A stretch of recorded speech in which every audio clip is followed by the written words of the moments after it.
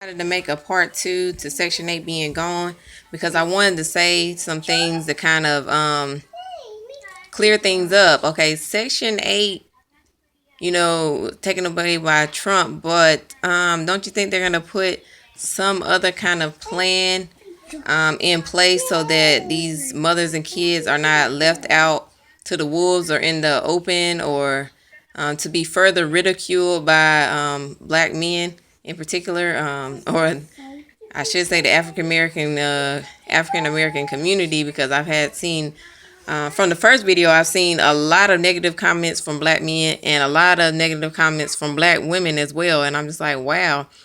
I did not expect to see that because we have so many black people that are being shot down in the streets by white people, and I saw where a lot of YouTubers were saying, "Oh, we need to band together, and we need to have black unity and black power and all this kind of stuff."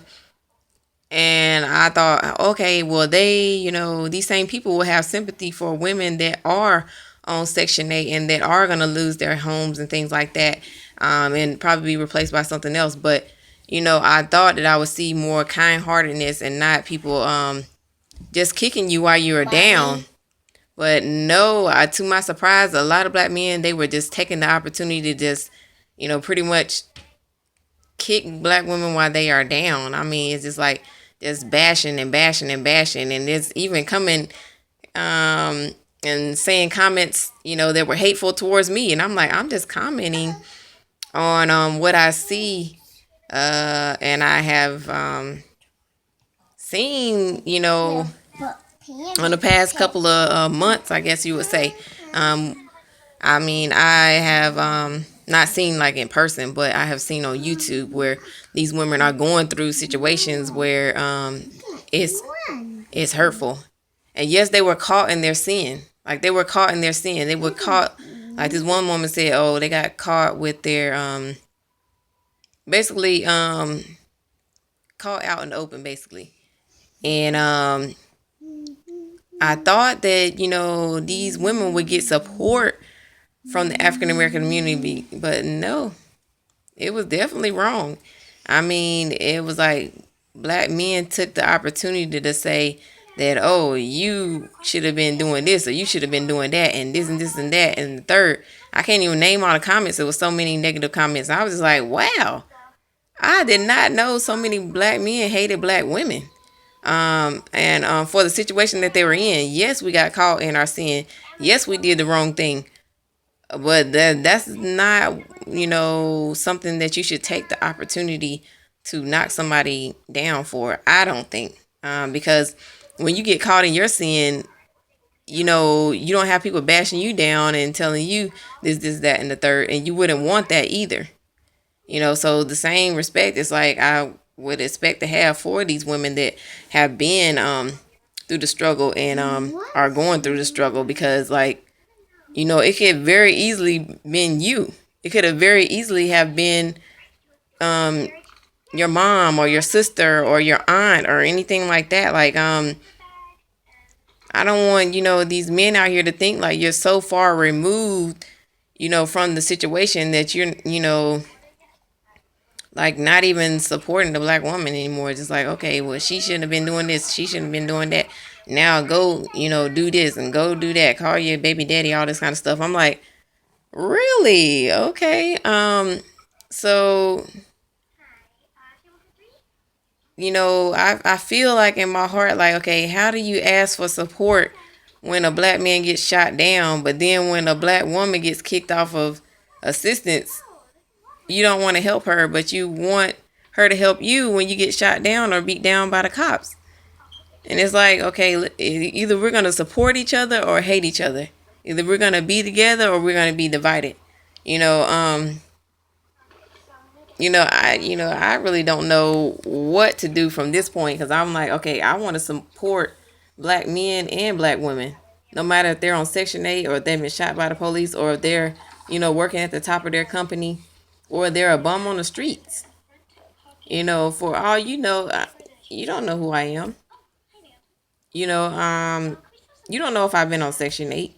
I made a comment and I felt like, okay, it needs some light shed on that situation because these women are actually suffering and they're hurting, they're crying, and yes, they've been caught in their sin, but like everybody sins. Everybody sins. Nobody is perfect out here. Nobody. So if every time you sin, you have somebody calling you out your name and you shouldn't have did this and you shouldn't have did that. Okay, how would that make you feel? Especially black men. I'm like, okay, when you go to heaven and God, or I mean, it's not go to heaven. When you go to Judgment Day, do you expect God to start calling you names and stuff? Or do you expect him to be a judge and say, hey, you fell short, but my blood covers you. My blood covers you. It's just that simple. I don't want to get too deep, into, religion because not everybody believes the same thing. But I'm just, putting these things out here as an example. Like, people need to think before they actually talk and start bashing other people because, like, nobody is innocent. Nobody's innocent. No, nobody's innocent. Not the moms that have multiple kids by multiple baby daddies, not the dad who are making these kids by multiple women. Um, Not the people who are who've done it right, who've been a virgin until they got married, until they had kids. Because just because you know partake into activity and you didn't get caught and you didn't have kids doesn't mean that you're not guilty. And another thing too I wanted to add was I do see a lot of comments where they say like, oh, we pay for these lazy women out of our taxes and things like that. I'm like, what are you talking about? Hold on. Last time I checked, when you pay taxes, you get that same money back the following year. So when you file for taxes, you get that same money back. I really don't want to hear these things anymore. I really don't want to hear these things anymore. But if I must hear, these things, okay, you have to come with facts and you have to prove these things. Hold on, give me a second, baby.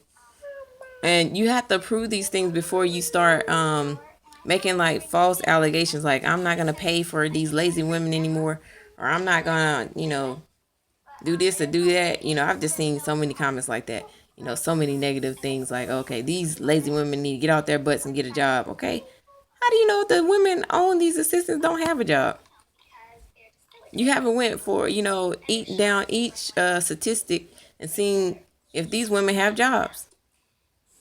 You don't, you haven't went through the statistics to see if these women have multiple kids. And you haven't went through the statistics to see if they have multiple baby fathers. Is this something that you have heard? I really like it when people come with facts and not just assumptions. And another thing too is like, I don't know, it was several things I wanted to hit on because I might have to make a part 3 because I feel like there's a lot of comments being made negative, and then some by black women, and I was just like, Dad, these are the last that I would expect. I kind of expect it from men because sometimes they can be a little bit immature, and it takes them a while to grow up, or to not grow up, but to mature and to grow into a situation where they can start seeing this is actually a community thing. This is not just a black woman thing. It's a community thing where we have to work together and change. And that's how I see it.